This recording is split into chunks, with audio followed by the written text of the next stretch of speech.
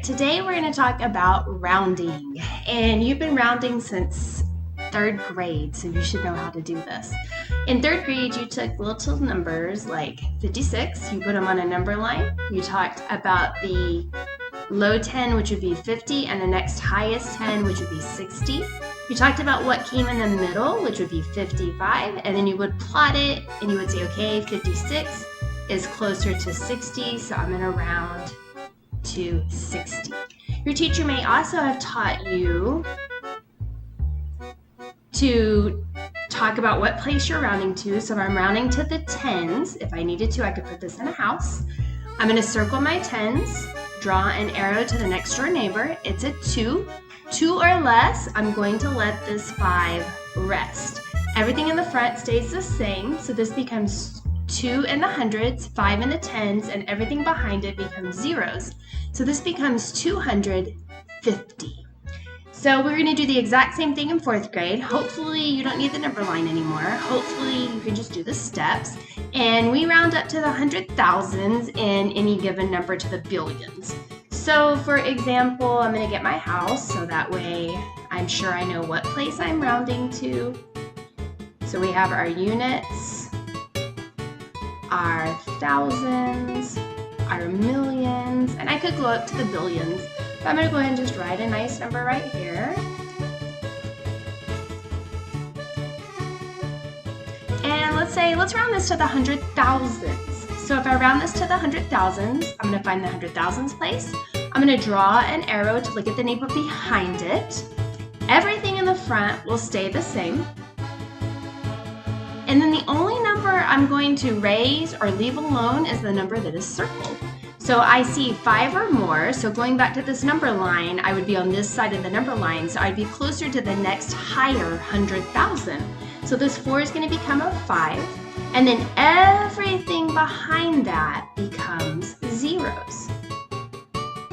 So 556,452,789 would round to 556,500,000. Let's look at one more example, and then I think you should have it. It's pretty easy. Like I said, you've been doing it for years, so you're a pro at it. I'm going to put this in my house, and we will round it.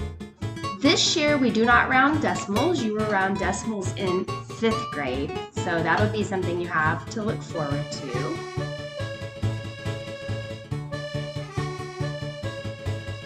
This time, let's round it to the 10,000s.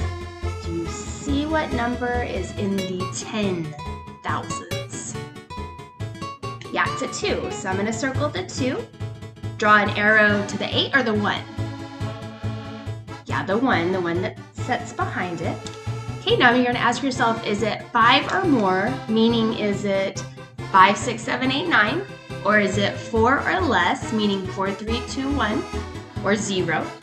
This is a 1, so that means on this number line, it would have plotted in this area, so it's going to go to the lower 10,000. So remember, everything in the front stays the same. So all these numbers will be the same.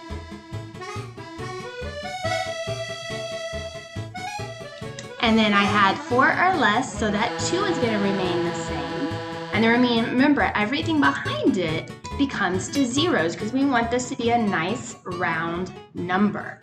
So 3,467,821,532 rounds to 3,467,820,000 if I were rounding it to the 10,000s place. And the reason we use rounding is to make numbers nice and easily to compute in our head. When I go to the grocery store, I don't add in my head $5.99, $6.53, $2.24 and try to figure out my total. I look at this and go, oh, this is about $6, this is about $7, and this is about $2. And then in my head, I add $6 plus $7 plus $2. That's a lot easier to do than adding these numbers that are not nice and round. So that's how you round.